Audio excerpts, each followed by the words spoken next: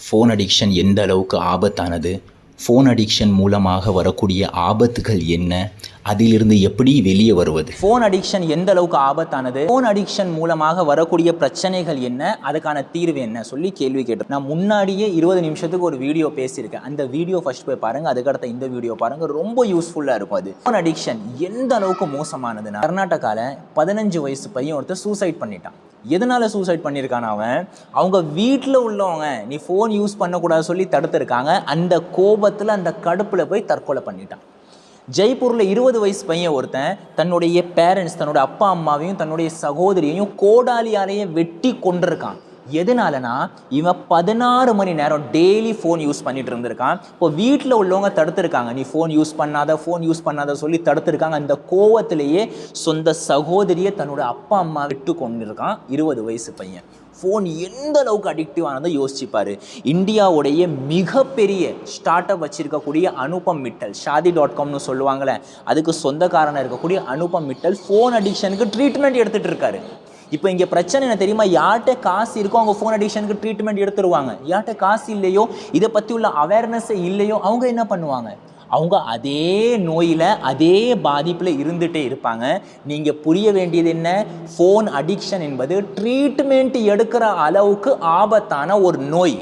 இது புரிஞ்சுக்கும். ஒரு பொருளை தொடர வச்சுக்கோ, உனக்கு அந்த பொருள் மேலே அட்ராக்ஷன் இருக்கணும், லவ் இருக்கணும்.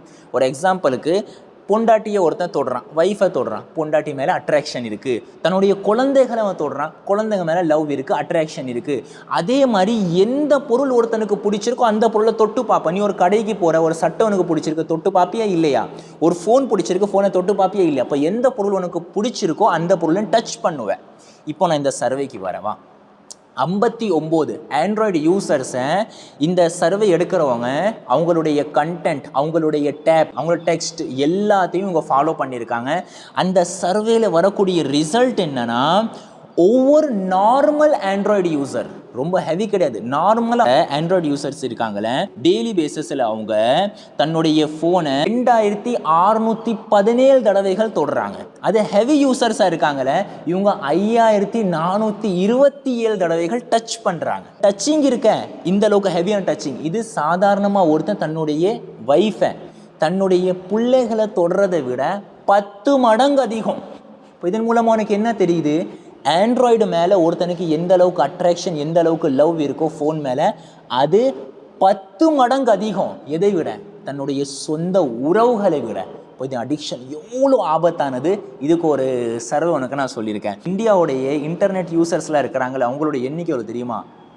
780 மில்லியன்ஸ் இன்டர்நெட் யூசர்ஸ் இந்தியாவில் இருக்கிறாங்க. இதில் 80% மக்கள் என்ன பண்ணுறாங்கன்னா, காலையில் தூங்கி முழிச்ச உடனேயே 15 நிமிஷத்துக்குள்ளே உடனே ஃபோன் எடுக்கிறாங்க. இங்கே பாரு, நான் ஒரு கேள்வி கேட்குறேன். நீ தூங்கி முழிச்சிட்டு இப்படி உட்காந்துருக்க, அரை தூக்கத்தில் இருக்க, இப்போ காது பக்கத்தில் யாராவது ஆன்னு வந்து கத்துனா என்ன ஆகும்? கோவம் வரும், எரிச்சல் வரும், வெறுப்பு வரும், நீ அவன் மேலே கோவப்படுவேன். ஆனால் இங்கே விஷயம் என்ன தெரியுமா?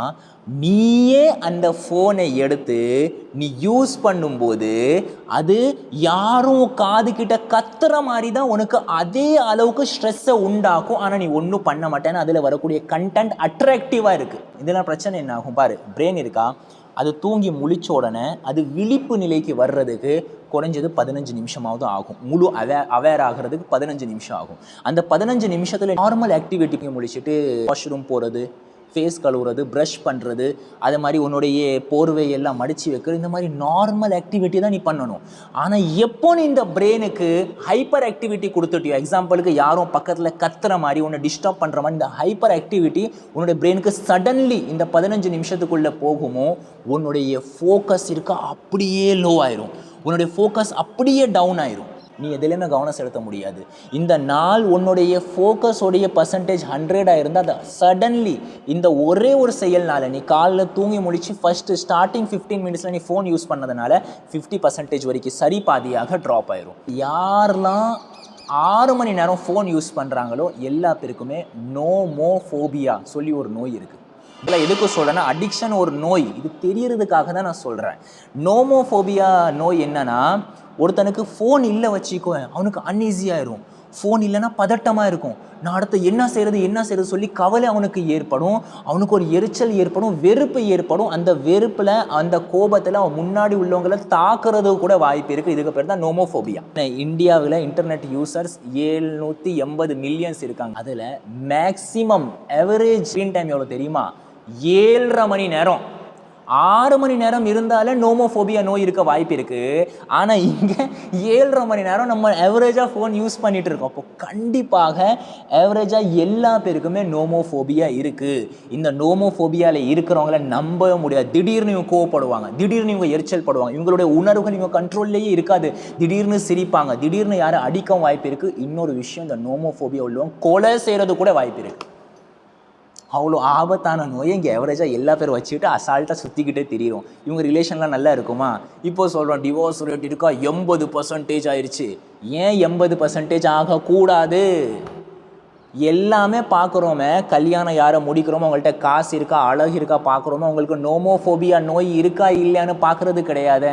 அவங்களுடைய ஸ்க்ரீன் டைம் என்ன யாராவது கேட்குறாங்களா? ஒரு பையன் ஒரு பொண்ணை கல்யாணம் பண்ண போகும்போது உங்களுடைய ஸ்க்ரீன் டைம் எவ்வளோ, இந்த கேட்குற பழக்கத்தை உண்டாக்கணும் நம்ம சமூகத்தில். இல்லைனா ரிலேஷனுக்கு எந்த ஒரு உத்தரவாதமும் கிடையாது. சரி, அடுத்த நீ கேட்டேன், இந்த அடிக்ஷனால் வரக்கூடிய பாதிப்புகள் என்ன, எந்த மாதிரியான பிரச்சனைகள் நம்ம இன்ஸ்டன்ட்லி சந்திப்போம்? முதல்ல வரக்கூடிய பிரச்சனை ஸ்விட்ச் காஸ்ட் எஃபெக்ட்னு சொல்லுவாங்க. ஸ்விட்ச் காஸ்ட் எஃபெக்ட்னா என்னதுன்னா, இங்கே பாரு, இப்போ நான் உன்கிட்ட பேசிகிட்டு இருக்கும்போது சடன்லி நான் இன்னொரு வேலையை பார்த்தா வச்சுக்குவேன், என்னுடைய ஃபோக்கஸ் இருக்கா அப்படியே 50% ட்ராப் ஆகும். நான் முன்னாடி கூட சொன்னேன், நான் சொன்னது தூங்கி முழிச்ச உடனே நீ 15 நிமிஷத்துக்குள்ளே ஃபோன் யூஸ் பண்ணனா நாள் ஃபுல்லாக உன்னுடைய ஃபோக்கஸ் இருக்கா 50% ட்ராப்பிங்கில் தான் இருக்கும்.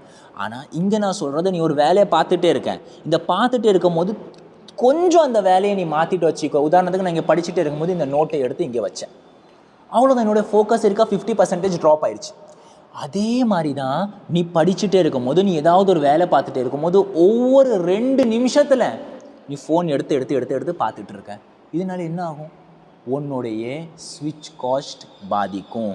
கண்டிப்பாக உன்னுடைய ஃபோக்கஸ் 50% குறையும். நீ எந்த வேலையை அரை மணி நேரத்தில் செஞ்சு முடிக்க முடியுமோ அதுக்கு நீ 1 மணி நேரம் உட்காந்துருப்பேன். 4 மணி நேரத்தை முடிக்க வேண்டிய வேலையை நீ 8 மணி நேரம் 10 மணி நேரம் உட்காந்து கஷ்டப்பட்டு வேலை பார்த்துட்டு இருப்பேன். இது எதுக்கு சொல்கிறேன்னா பாரு, இந்த age of distraction people who will focus get successful. நார்மலான ரூல் தான். யார் இந்த காலத்தில் ஃபோக்கஸ் ஆகிருப்பானோ ஜெயிச்சிருவான். உன்னால் ஃபோக்கஸாக இருக்க முடியலையா, நீ டிஸ்ட்ராக்டடாக இருக்கியா, சின்ன விஷயத்தில் நீ தடமாறிடுறியா, அவ்வளோதான், நீ ஜெயிக்கவே முடியாது. யார் ஃபோக்கஸாக இருப்பாங்களோ அவங்கனால மட்டும்தான் இந்த உலகத்தில் ஜெயிக்க முடியும். இப்போ ஸ்விட்ச் காஸ்ட் இதன் மூலமாக, அடிக்ஷன் மூலமாக ஏற்படுது. ஒருத்தன் ஃபோன் யூஸ் பண்ணிகிட்டே இருக்கான், இந்த அடிக்ஷனில் இருக்கானா, இன்னொரு அவனுக்கு பெரிய பாதிப்பு உண்டாகுது. It harms cognitive functions. இந்த ஃபோன் யூஸ் பண்ணுறது இருக்க காக்னேட்டிவ் ஃபங்க்ஷன்ஸில் பாதிப்பு உண்டாகும். இந்த காக்னேட்டிவ் ஃபங்க்ஷன்ஸ் என்னென்னா ப்ரீஃப்ரண்டல் கார்டெக்ஸ் சொல்லுவாங்க. இதன் மூலமாக தான் நம்ம டிசிஷன் எடுப்போம், நம்ம க்ரியேட்டிவாக ஒரு விஷயத்தை உண்டாக்குறது, ஒரு விஷயத்தில் ஆழமாக யோசிக்கிறது, இந்த எல்லாத்துக்குமே ப்ரீஃப்ரண்டல் கார்டெக்ஸ் யூஸ் ஆகும். இந்த காக்னேட்டிவ் நமக்கு யூஸ் ஆகும். இந்த ஃபோன் யூஸிங்கில் ஒருத்தன் அடிக்ஷனாக இருக்கானா அவனுக்கு இந்த காக்னேட்டிவ் ஃபங்க்ஷன் சரியாக இருக்காது. அது பாதிப்பை உண்டாக்கும். அதிகமாக ஃபோன் யூஸ் பண்ணுறது எப்படி பாதிப்பை உண்டாக்கும்னா பாரு, நீ ஒரு விஷயத்தை படித்த உடனே இது என்னது ஒர்க்கிங் மெமரியில் போகும். இந்த ஒர்க்கிங் மெமரியில் இருந்து பர்மினெண்ட் மெமரிக்கு அது போகும். முதல்ல ஒர்க்கிங் மெமரி, அதுக்கடுத்த பர்மினெண்ட் மெமரி. இப்போ இங்கே என்ன ஆகுதுன்னா, நீ அதிகமாக கண்டென்ட்டை உள்வாங்கும் போது இந்த ஒர்க்கிங் மெமரி எப்பவுமே ஆக்டிவாகவே இருந்துக்கிட்டே இருக்குது. பர்மினெண்ட் மெமரிக்கு அது போகிறதே கிடையாது. ஏன்னா பர்மினெண்ட் மெமரிக்கு போகணும்னா நடுவில் கேப் வரணும், அந்த ப்ராசஸ் நடக்கணும், ஒரு அமைதியான நிலை ஏற்படணும். உதாரணத்துக்கு நீ ஒரு புக்கை படிக்கிற, முதல் வரியை நீ படிக்கிற, அந்த ஒரு வரியை படிக்கிறது உனக்கு எத்தனை நிமிஷம் ஆகும்? 30 செகண்டாகவும் வச்சுப்போம். நீ ஸ்பீடாக படிக்கணும்னா 30 செகண்ட் ஆகும். இந்த 30 செகண்டு நீ அந்த வரியை படிக்கும்போது அந்த ஒவ்வொரு வார்த்தையும் உன்னுடைய மைண்டு ப்ராசஸ் பண்ணிக்கிட்டே இருக்கும், எல்லாமே மெதுவாக நடக்கும். ஆனால் இப்போ நான் உன்கிட்ட சொல்கிறேன், ஒரு புக்குடைய முழு கண்டென்ட்டை நான் உனக்கு 10 நிமிஷத்தில் கொடுக்குறேன். ஒரு வரி எங்கே இருக்குது, ஒரு புக் எங்கே இருக்குது, அந்த புக்கோடைய முழு கண்டென்ட்டை நான் உனக்கு 10 நிமிஷம் சொன்னால், அப்போ அதை ப்ராசஸ் பண்ணுறதுக்கு, அது ஒர்க்கிங் மெமரியிலேருந்து இங்கே பர்மனெண்ட் மெமரிக்கு வர்றதுக்கு எவ்வளோ டைம் தேவைப்படும். ஆனால் அது உனக்கு ஒரு 10 நிமிஷத்தில் கிடைக்குது. சரி, 10 நிமிஷத்தில் கிடைச்சிருச்சு. உனக்கு அடுத்து என்ன தேவை? உனக்கு அடுத்து அதை ப்ராசஸ் பண்ணுறது உனக்கு ரெஸ்ட்டு தேவை. பிரெயினுடைய ரெஸ்ட் என்ன தெரியுமா? ஸ்லீப்பிங், தூங்குறது. இப்போ அடுத்த டாபிக் வரேன்னா, தூக்கம் இதனால் பாதிக்கப்படுது. தூக்கம் சரியாக இருந்தால் தானே நமக்கு என்ன ஆகும், பர்மனெண்ட் மெமரிக்கு போகும். இங்கே தூக்கமே சரியா இல்லை, ஒருத்தன் ஃபோன் யூஸ் பண்ணுறான்னா அவனுடைய தூக்கம் பாதிக்கப்படும். யாரெல்லாம் தூங்குனதுக்கு அப்புறமும் நாள் ஃபுல்லாக டல்லாக இருக்கிறாங்களோ அவங்க நல்லா ஞாபகம் வச்சுக்கணும், அவங்களுடைய ஸ்லீப்பிங் சைக்கிள் சொல்லி முடிஞ்சிருச்சு. டீப் ஸ்லீப்பிங் ஏற்படணும்னா உன்னுடைய மூளையில் மெலட்டோனின் என்ற இந்த ஹார்மோன் ரிலீஸ் ஆகணும். இந்த ஹார்மோன் ரிலீஸ் ஆனது உனக்கு உண்மையிலேயே டீப் ஸ்லீப்பிங் கிடைக்கும். நீ தூங்கி முழிச்ச உடனே சிரித்த முகத்தோடு நீ தூங்கி முழிப்பேன். உன்னுடைய அடுத்த வேலையை நீ ஸ்பீடாக பார்க்க ஆரம்பிப்பேன். ஆனால் நீ யூஸ் பண்ணுற அந்த ஃபோன்லேருந்து வரக்கூடிய ப்ளூ ஸ்க்ரீன் இருக்க, அதுவும் கண் வழியாக உன்னுடைய மைண்டை டிஸ்டர்ப் பண்ணுது. உன்னுடைய பிரெயினில் சுரக்கக்கூடிய அந்த மெலட்டோனின் ஹார்மோன் இருக்குது, அதை அழிச்சிருது. அது உண்டாகவே விட மாட்டுக்கு. இந்த மெலட்டோனின் ஹார்மோன் ரிலீஸ் ஆகலைன்னா நீ தூங்குவேன், ஆனால் உனக்கு டீப் ஸ்லீப்பிங் ஏற்படாது. நீ காலையில் தூங்கி முழிச்சது உனக்கு அசதியாக தான் இருக்கும். இல்லைன்னா நாள் ஃபுல்லாமே உனக்கு ரொம்ப சோம்பேறித்தனமாக போகும். நீ ஸ்பீடாக டிசிஷன் எடுக்க மாட்டேன். இது உன்னை ஃப்ரஸ்ட்ரேட்டாக உணர்வேன். அந்த உணர்றதுக்கான ரீசனே உனக்கு மெலட்டோனின் ஹார்மோன் ரிலீஸ் ஆகலை.